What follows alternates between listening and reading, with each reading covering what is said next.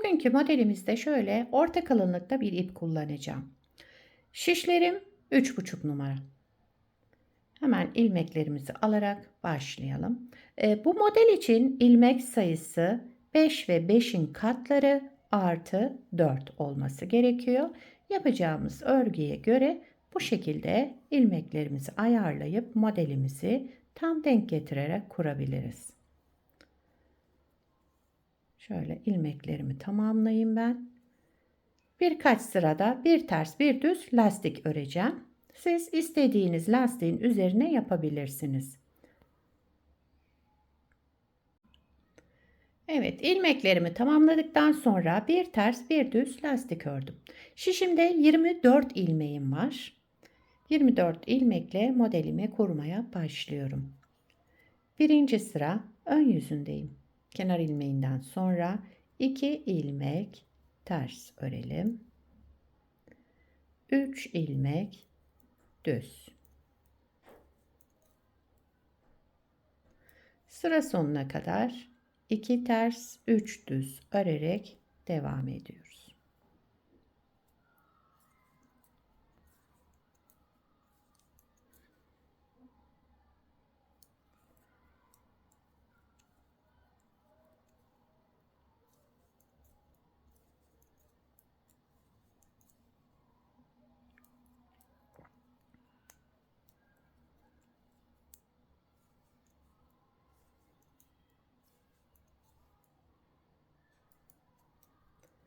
Sıra sonunda 2 ters ilmek, bir de kenar ilmeğimi düz örerek birinci sırayı tamamladım. İkinci sıra arka yüzündeyim. Modelimiz 4 sıradan oluşmakta. Onu başta söylemeyi unuttum.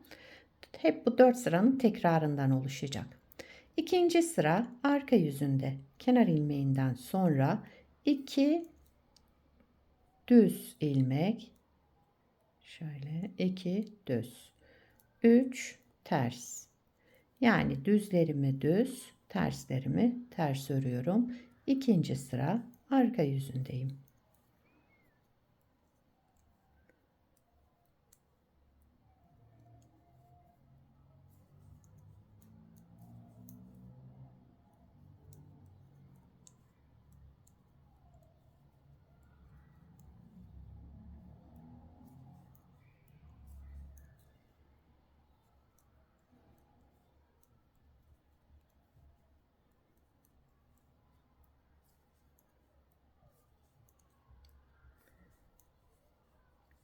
Evet, ikinci sıramızı tamamladık.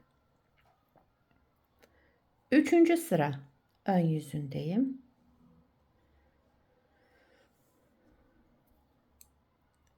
Kenar ilmeğinden sonra 2 ters ilmek. Burada 2 ters ilmeğim vardı. Yine ters ördüm.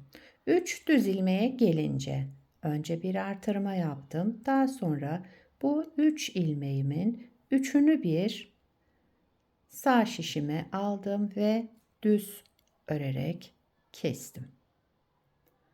Tek ilmeğe düşürdüm. Burada bir ilmeğimiz eksildi. Onu arka yüzünde tekrar artırma yapacağız.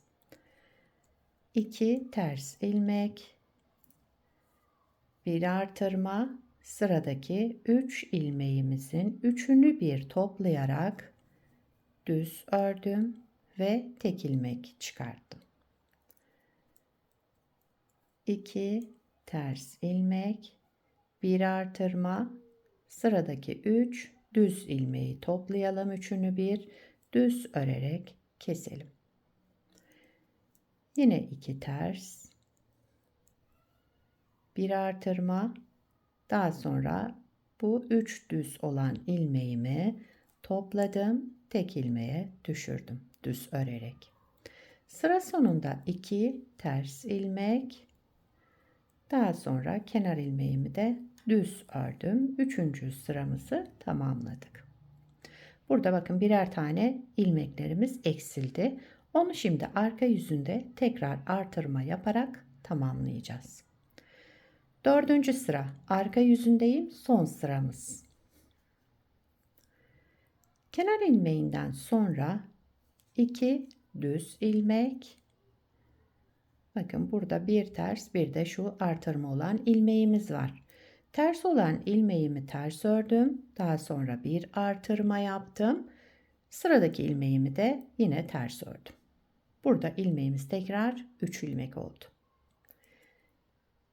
2 düz ilmek, bir ters ilmek, daha sonra bir artırma, bir ters,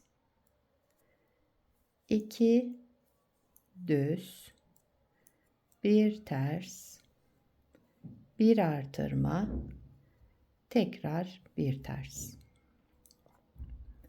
2 düz, bir artırma, 2 düzden sonra pardon bir ters, bir artırma, sıradaki ilmeğimi de yine ters ördüm. Sıra sonunda 2 düz ilmekle tamamladım. Kenar ilmeğimi de tekrar düz olarak ördüm. Modeli bir kez kurduk. Modelimiz 4 sıradan oluştu.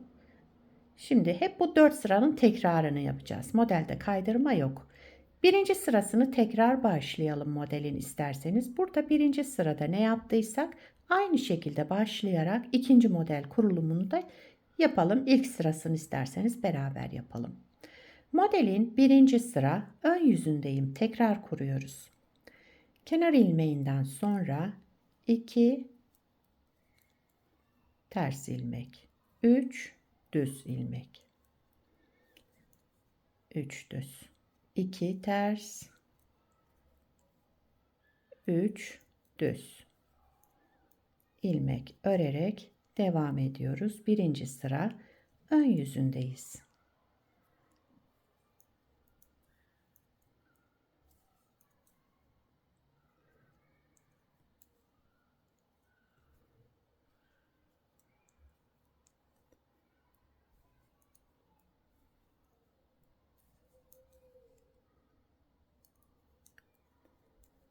Evet, sıra sonunda 2 ters, daha sonra kenar ilmeği. Birinci sırayı beraber kurduk. Model böyle devam edecek. Anlaşılmayan yer olduysa videoyu tekrar baştan izleyebilirsiniz. Arka yüzünde de yine ikinci sırada ilmeklerimizi olduğu gibi örüyoruz. 1, 2 düz, 3 ters olarak. Üçüncü sıramızda şurada kesme işlemi yapıyorduk. Daha fazla vaktinizi almayın. Videoyu tekrar baştan izleyerek yapabilirsiniz arkadaşlar. Model böyle devam ediyor. Şöyle bir parçada önce hazırladım. Bakın bunu lastiksiz yaptım. Burada bir ters bir düz lastik kullandım. Lastikli de yapabilirsiniz, lastiksiz de yapabilirsiniz. Hangisi hoşunuza gidiyorsa o şekilde kullanabilirsiniz bu modeli. Bu modeli her türlü örgülerinizde kullanabilirsiniz. Yetişkin örgülerinde, çocuk örgülerinde, anne yeleği, çeyizlik yelekler, etol şal yapımında ona göre uygun ip seçersiniz. Angora tarzı. Modelin arka yüzü de şöyle. Yakadan başlama örgülerinizde de kullanabilirsiniz. Evet, modelimiz böyle devam ediyor arkadaşlar. Gördüğünüz gibi gayet güzel, kolay, gösterişli bir model.